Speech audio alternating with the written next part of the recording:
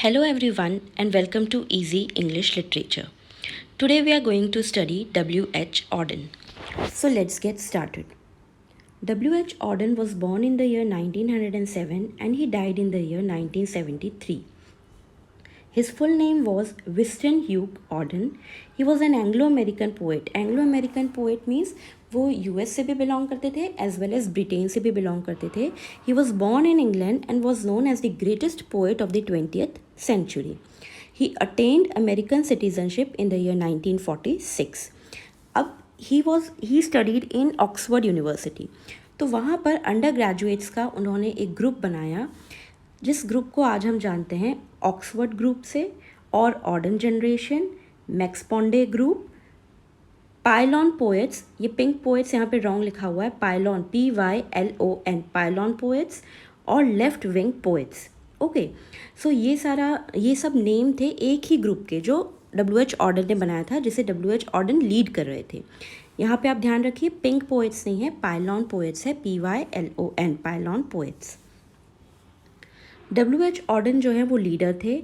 Other members were Cecil Day Lewis, Louis MacNeice, Stephen Spender, Christopher Isherwood. They all were inspired by modernism and literary principles of T.S. Eliot. तो ये सब T.S. Eliot के modernism और literary principles से inspired थे. That means kind of T.S. Eliot को follow करते थे. Now Auden and Isherwood were homosexual. ठीक है, ये दोनों homosexual थे, आपस में relationship में थे. एरिका मान जो है वो डॉटर थी थॉमस मान की. थॉमस मान एक जर्मन नॉवलिस्ट थे and he was also a Nobel prize winner. तो एरिका मान और ईशरवुड की शादी होने वाली थी, but Isherwood refuse to marry Erika Mann and then Auden married Erika Mann. ठीक है, ऑडन ने एरिका मान से शादी कर ली, पर यह शादी सिर्फ फ्रेंडशिप के लिए की गई थी बिकॉज एरिका मान को जर्मन नाजीज से बचाना था and to have her a British passport, और उनको एक ब्रिटिश पासपोर्ट मिल जाए, इसलिए ऑडन ने एरिका मान से शादी करी. एरिका मान वॉज ऑल्सो अ होमोसेक्सुअल. तो ये थोड़ा सा कॉम्प्लिकेटेड रिलेशन है, बट आप ध्यान रखिए.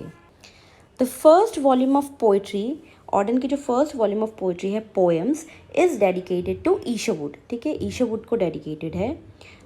Another poetry collection look stranger on this island is dedicated to Erica. ठीक है, तो दो पोइट्री कलेक्शन है, एक है पोएम्स जो ईशरवुड को डेडिकेटेड है, और एक है लुक स्ट्रेंजर जो एरिका को डेडिकेटेड है.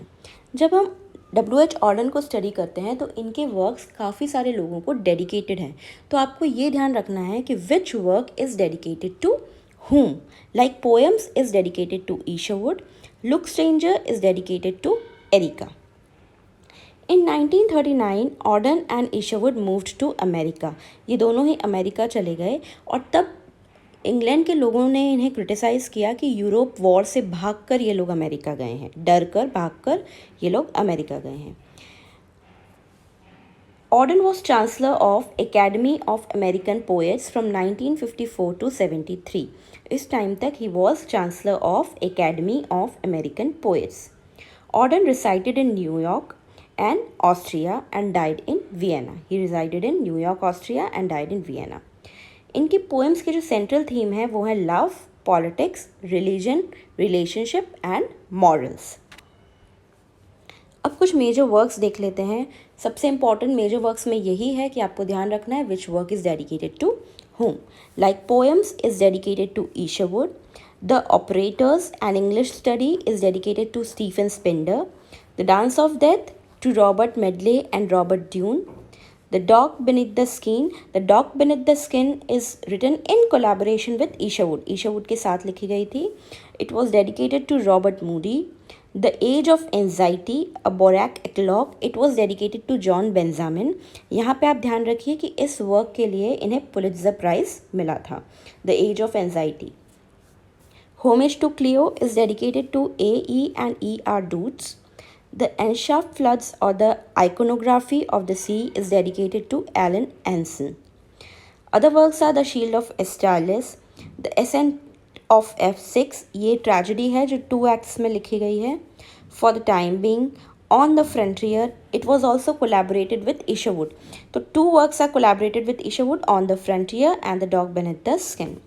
The Unknown Citizen, Musée des Beaux Arts refers to paintings of Bruegel, ठीक है, तो ब्रूगल की पेंटिंग्स को ये रेफर करते हैं। आपको ध्यान रखना है कि which work of Auden refers to paintings of Bruegel, तो then the work is Musée des Beaux arts.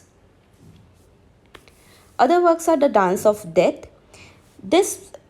By this name August Strindberg also wrote a play, ठीक है, तो द डांस ऑफ डेथ के नाम से ऑगस्ट स्ट्रिनबर्ग का भी एक प्ले है। W.H. ऑर्डन का ये जो वर्क है ये 1 एक्ट प्ले है जिसे फेबर एंड फेबर ने पब्लिश किया और इसमें कार्ल मैक्स का अपीयरेंस भी है। This work was dedicated to Robert Medley and Rupert Doone. Other is funeral blues. It was about a man who has just lost love of his life and trying to cope with the grief. एक आदमी जिसने अभी ही अपने जीवन के प्यार को खोया है and now he is trying to cope up with the grief, with the pain. The work is written in the way funeral blues. Now there are some points which I forgot to mention above. First is, in his work, he constantly highlighted the difference between the biological and psychological evolution of individuals. एक individual का biological evolution और psychological evolution में क्या difference है, इसके ऊपर इन्होंने बहुत बार हाईलाइट किया है। He wrote verse commentary for a documentary film Night Mail. Night Mail is a documentary film और उसके लिए इन्होंने verse commentary लिखी थी। His other works are The Dyer's Hand, About the House, In Memory of W.B. Yeats. तो ये सारे works भी जो हैं ये W.H. ऑर्डन के ही हैं। In Memory of W.B. Yeats की आपको डिटेल स्टडी करनी है। This is an important work. So this was all about W.H. Auden. For more such notes, please subscribe to my channel and hit the like button. Till then, all the best and keep learning. Bye bye.